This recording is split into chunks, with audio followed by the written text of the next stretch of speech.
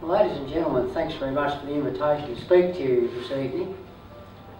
On that, we were celebrating a number of centenary flights or occurrences that occurred, and that was the Wright brothers.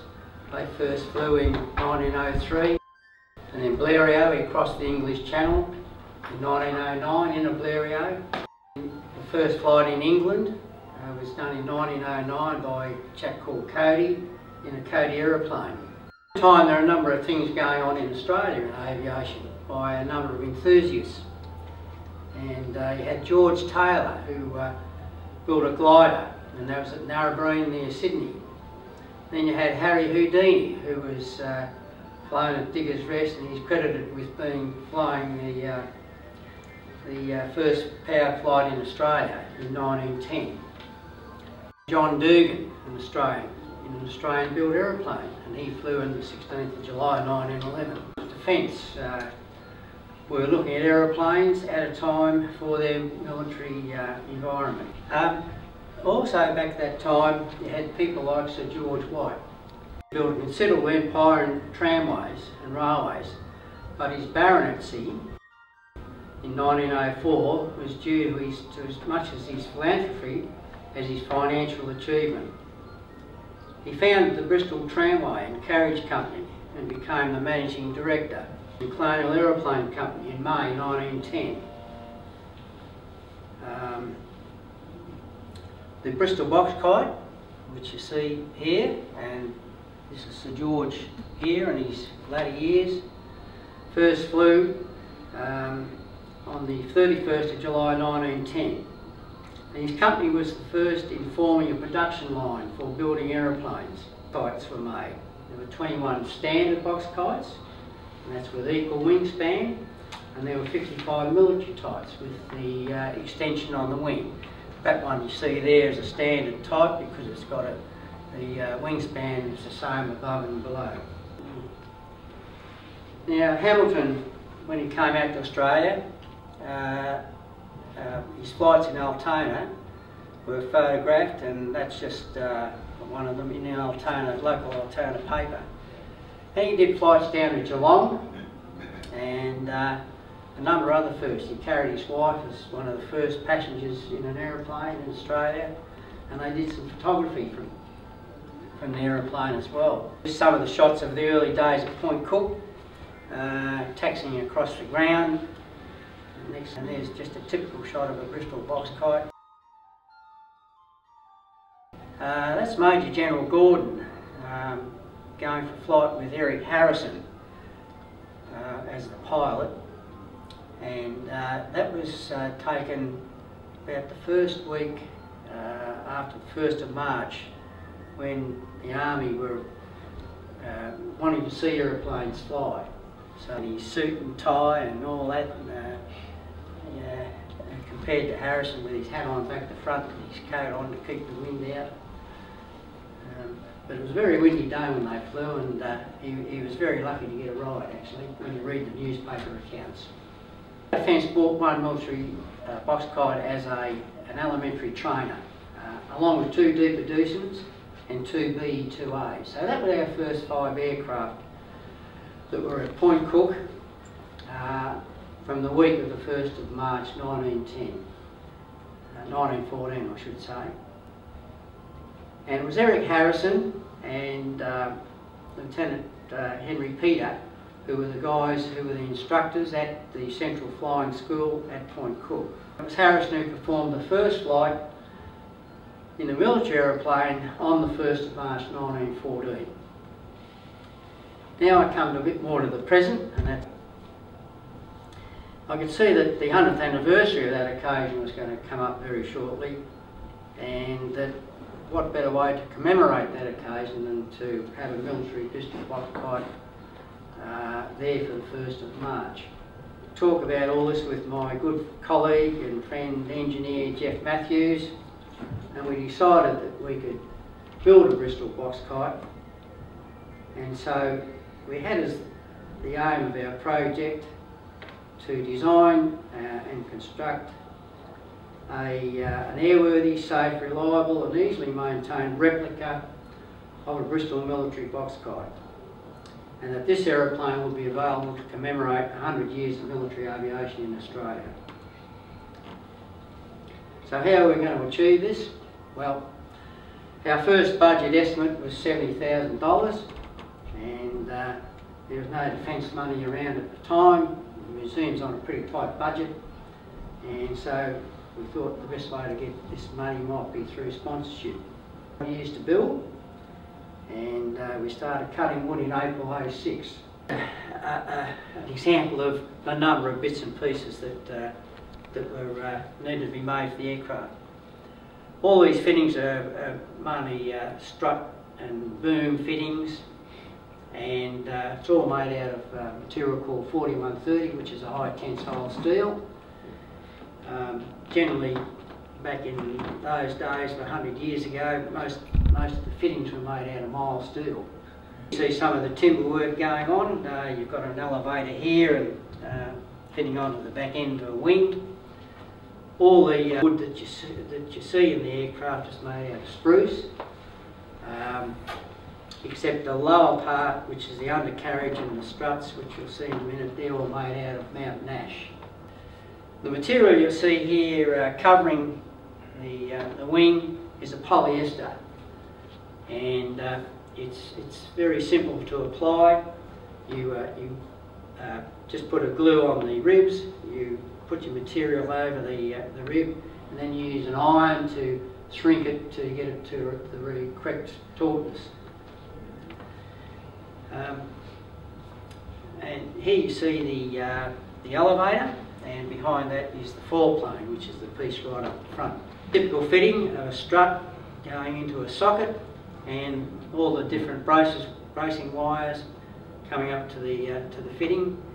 And you'll see a little wire ferrule, what's called a ferrule here, and the end of the wire, which on this particular fitting hasn't been folded over, it's folded over back onto the ferrule, and that creates your locking device. The colour, which is made out of Queensland maple and silver ash in laminations, made by a chap up at Lightning Ridge. That's the seat arrangement, and it's made out of ply, and the lining we found an upholsterer in Northcote who did it for free for us, and there's two seats. And it's got a set of instrumentation in it. The originals didn't have any instruments whatsoever, but this is mainly for engine management, and you've got an altimeter and an airspeed indicator up the top, and that's to suit modern day requirements by CASA, the Civil Aviation Authority. Engine and oil tank, fuel, and the seats up the front. It's a locally made engine. It's a company called Rotec who makes engines for mainly for overseas export, and their particular engine suited our particular application. It's a 7-cylinder, 110 horsepower stationary engine, and that compares to the original engines, which were a Gnome rotary engine at 50 horsepower. They also make a 9-cylinder 150 horsepower engine, which is very popular over in the States. The propeller fitted on, and we call this the engine seat module, which is really a separate module that can be removed readily from the aircraft if you need to do any maintenance on the engine. Now that's just a typical wing joint. The wing's in several sections, and you just fit a wing section in there and bolt it through, and the wires go up to the different fittings. And that gives you an idea of the undercarriage construction and the wheels and the shock absorber arrangement, which is just a simple bungee cord, which was pretty typical for the aeroplanes of the day. The aircraft skids, which are all laminated, 1/4-inch laminations, and with the turned up end. All this, as I said before, is made out of mountain ash, Australian mountain ash. Now the wheels, so the three rudders of course move in unison and all connected to the front by cable. These aren't the right cables here at the moment, but you'll see that later on. And we're on the move up to its final assembly point. Those that we took on the way up to the hangar, showing it in its bit of its nude state out on the grass. The dreadful duo there, the builders. The Chief of the Air Force, Air Marshal Binskin, when he came on a visit to the museum, he sat in the seat and quite impressed by it all. You'll see the number here, 133. Well, this particular Bristol Box Kite of ours that the Australian government purchased was the 133rd aircraft on the production line at British and Colonial. They were building a lot of other aeroplanes at the same time, monoplanes and whole different range. So our particular aircraft was 113 on the production line. 46-foot wingspan, and it's about 36.5 feet long. Thanks, Hannah. Here you see the outer wings have been fitted on, and this distinguishes this aeroplane as a military Bristol Box Kite with this extra piece of wing sitting out here. The standard Box Kite, as I mentioned, doesn't have this piece. Just an interesting shot looking down the wings. When you stand there and look at all these struts and wires, it's an interesting sight. Just another shot of it's going together. This is its first engine run. The engine obviously fitted in into the centre section area, and David Jones, the technical curator, was there doing the engine run for us. Triangle, and you can see now it's really looking like an aeroplane. It gives some good dimensions to it. It took a while for the Air Force to say that they did really want to fly it, and I'd say nearly 18 months went by before we actually got the certificate of airworthiness, and they said they wanted to fly it. And I won't go into the detail of all that, but this was just bureaucracy at its best, which was a pity really, because it delayed us somewhat in getting it in the air and finding out how it really worked. Anyway, they got to finally the test flight stage, and that all occurred on the 11th of September 2013, and this was some early morning shots. The wind was a bit too strong in the morning, so I had to wait till the afternoon. Keep going, thanks Hannah. It's a little bit out of sequence. Next one. Yeah. Next one. Yeah. Now, well, it did get going in the afternoon of the 11th of September. On the 23rd of January, we were allowed to do some more flights with it, and you'll see these ones of it getting into the air and doing some circuits. Now, our aircraft research and development unit people here and here, and a guy in here, and this chap here, that's the test pilot, Mark Skidmore. They're all involved in coming up with the flight test program, and so in conjunction with the pilot and the RG people, this test program was worked up, and they were the guys that did all that work for us. That same day, it was a beautiful day. The roulettes were in, so they parked beside the roulettes, and there's a shot of the old and the new. On a nice day out in the airfield, it's very pretty to watch. This is a little bit interesting. There was a guy called Thomas White, Captain Thomas White. He was one of the first 4 guys to be on the course at Point Cook, starting in August 1914.